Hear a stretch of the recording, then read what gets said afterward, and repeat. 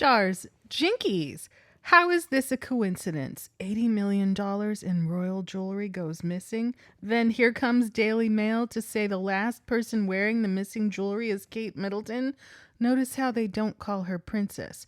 And her mama's business is bankrupt and owes millions. Psst, careful. She might run it off to her parents to solve their financial misery. For once, make your headline factual and realistic.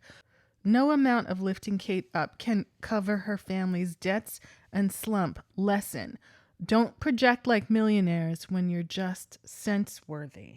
Other folks think it was kinky fuggo Camilla who took the jewels.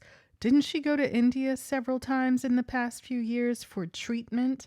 Camilla has contacts in India. India has a thriving black market in diamonds, just like in those James Bond 007 movies.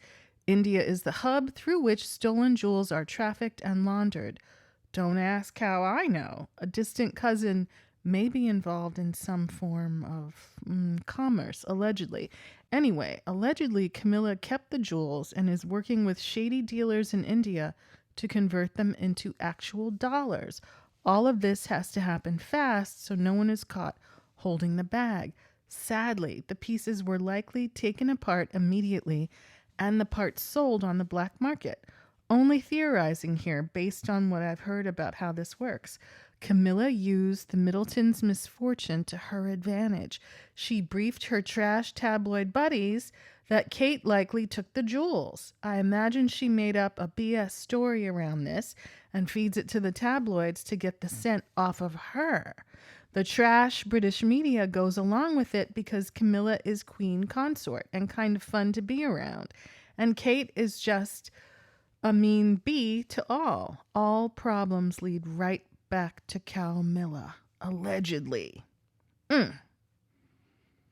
Some folks are guessing that the sticky finger stalker types who have a history of bankruptcy running in their family are to blame, but I don't know. There's certainly a few different theories swirling as Buckingham Palace is refusing to explain why approximately 80 million pounds worth of gifted jewelry is not being held in a trove of national heritage. The 11 pieces of jewelry have been worn by Queen Elizabeth II, Camilla, the Queen Consort, and Kate, Princess of Wales. Amongst the missing pieces is a set of aquamarine jewelry, 4 brooches and 6 necklaces, and a Cartier necklace, the Nizam of Hyderabad. The necklace contains emerald and brilliant cut diamonds, which was given to Queen Elizabeth II by Indian Prince Mir Osman Ali Khan, the last ruler of Hyderabad, as a wedding gift in 1947. The Royal Collection Trust confirmed the pieces are not in their custody. Quote, "Official gifts are not the personal property of the member of the royal family who receives them, but may be held by the sovereign in right of the crown or designated in due course as part of the royal collection," the spokesperson says. The Buckingham Palace spokesperson declined to comment on the current owner or whereabouts of the jewelry. Dun dun dun.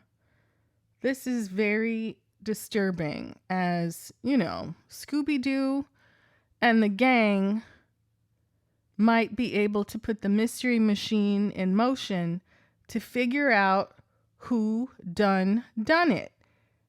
Do you have an opinion about who done it? Because this is certainly a very scandalous idea that official jewelry gifts to royals worth $80 million are still not in the national collection. And why is the palace refusing to explain why? Kate and Camilla wore them, and nobody's saying nothing. All of the pieces identified by the Guardian were given to the Queen before, let's see. The palace's policy on official gifts was first formulated in 1995 and updated in 2003. The guidelines state that items received on state visits or in connection with the royal family's official role are not their private property. All of the pieces identified by the Guardian were given to the Queen before the guidelines were established. There is nothing in the policy that addresses gifts received by the royal family or the monarch before the code was set up. The potential value of the items is hard to determine. Were anyone else to sell them, they would collectively be worth at least £8 million, according to expert valuers. However, analysis of previous auctions of jewels that were owned or worn by royals suggests the link to the Windsors could add a premium that could easily increase their total value to well over £80 million. An exceptional jewel. Among the gifts identified are pieces of jewelry given to the Queen at her wedding in 1947 and at her coronation a few years later by state officials. By far, the most valuable is the Nizam of Hyderabad diamond necklace, crafted in its original configuration by Cartier in 1935 and later reset. The necklace contains more than 300 platinum set diamonds, including a detachable double drop pendant. It was bought in 1947 as a wedding present for the then Princess Elizabeth by Mir Osman Ali Khan, the last ruler of the state of Hyderabad in India. It is one of the late Queen's most elaborate diamond necklaces and one she wore regularly. It has also been worn by Kate, now Princess of Wales, including at a gala at the National Portrait Gallery in 2014. Sarah Abbey, a gemologist and jewelry merchant who estimated the value of several items for The Guardian, said the necklace could be worth more than £4 million before considering its association with the British royal family. Having a renowned maker, important history, and notable provenance, the Queen's Nizam of Hyderabad necklace is an exceptional jewel, she said. However, her estimate of its value did not take into account what is described as the royal premium, which can dramatically inflate the sale value of an item and could make this necklace worth at least £40 million. Another diamond necklace was given to the Queen as a wedding present by distinguished individuals from the City of London.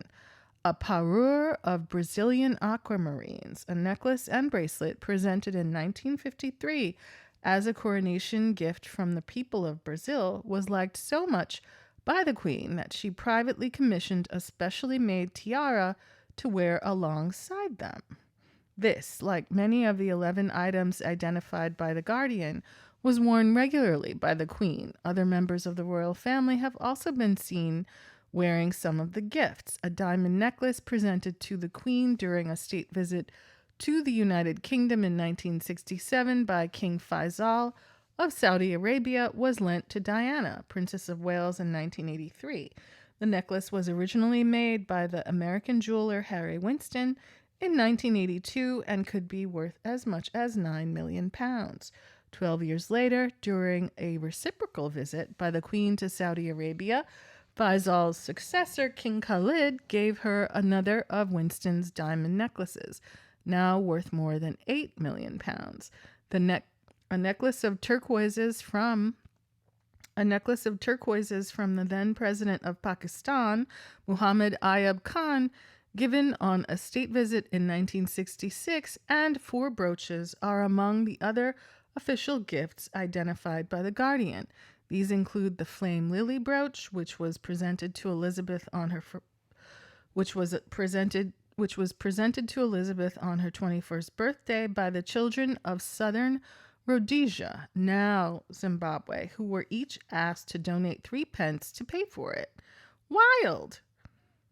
The diamond necklaces and brooches were included in a 2012 reference volume published by the Royal Collection Trust or exhibited in Diamonds, a Jubilee Celebration display. The exhibition was described as including an unprecedented display of